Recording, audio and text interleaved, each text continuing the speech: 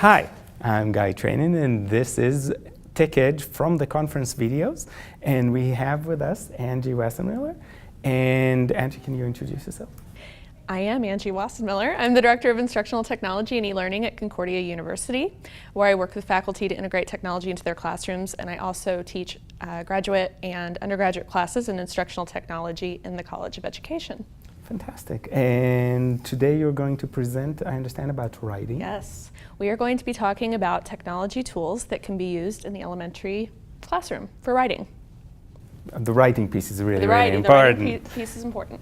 And so what are you going to start with? What's the easiest tool for teachers to use for writing? Well, I think when you're talking about writing and collaborative writing and providing feedback and those sorts of things, Google Docs is obviously the first thing that comes to mind. Mm-hmm. But we're going to be talking about a lot of other tools that support writing, and we're coming from the perspective of what the benefits of using technology in writing are, such as providing tutorials and scaffolding. So an example is a site called Write Rhymes, where students might have difficulty writing poetry and finding words that rhyme. So they can actually type their poem out, and when they come to a word that they need to find a rhyme for, they can right-click on it, and it will provide them with some suggestions, and they can type out their whole poem on there and save it, copy it, do things like that.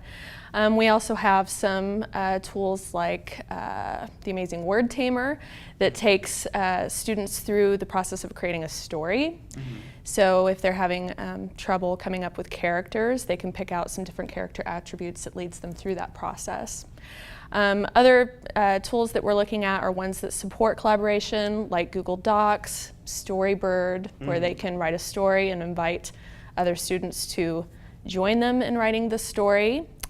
So from your experience, what is the hardest thing for teachers to get going? So where are the obstacles for teachers to start writing with writing or technology? With writing and technology. Yeah. I think anytime, if taking writing out of the equation or putting it in, when you're dealing with technology, the biggest obstacle is just fear of using it, generally fear of it failing, which I think when they start using it and they find out that they still live through those situations, even if it doesn't work out perfectly the first time, they start to become more comfortable with it. So it's just a process of starting out small, not doing things too big, just trying a site here or there, or maybe an app one day. You don't have to do an entire huge thematic unit that uses technology. You can just start out with one thing. And then also, of course, teachers always talk about time. They don't have time to find the resources, which is why it's great to come to sessions like ours, because basically we're just going to be taking them through a plethora of resources that they can use. And let them choose what fits with their Exactly. With and their they can follow up on the ones that interest them. Yeah, and I think that the message, and this keeps coming up, and I think I've heard you say this before as well, is that the message is that this does not need to be an extra. This needs to be what your lesson is. Have a backup plan if everything fails, but really your lesson needs to integrate technology into the core ideas, not something that happens after everything. Yeah, it needs to be a core component that, I mean, you're not going to be using it unless it's a necessity in meeting your learning objective. So if it's not a necessity in meeting your learning objective, it's just an extra. And if it's just an extra, there's just no point in using it. Okay, and from your perspective, what's your favorite writing tool? Oh, man.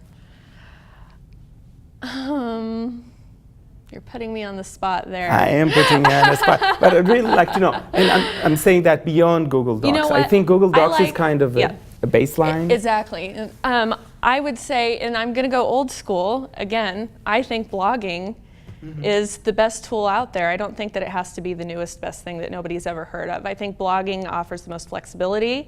I think you can use it for a variety of things. So you can use it as a way to provide feedback to your students, but also as a way for them to collaborate with their classmates, or even better, to collaborate with other students in different states and different countries. There's a really great concept that I'm going to be talking about called quad blogging, where you can partner with 3 other classrooms across the globe, and every week one of the classrooms, their blog becomes the focus. So the 3 other classrooms provide feedback to that class's blog, and then you take turns, and that way That's you always have an fantastic. audience. And I think that with blogging, the great thing is that sense of audience. Yes. Is that I'm not just writing for myself and for my teacher, and it's best for my parents to publish it on the fridge, Yes. although I love doing that.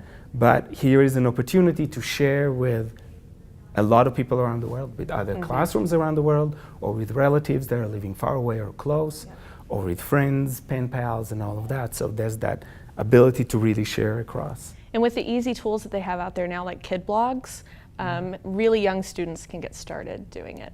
So I've seen students as young as 2nd grade blogging. Excellent. Okay, this has been Tech Edge from the conference video, and we'll see you next time.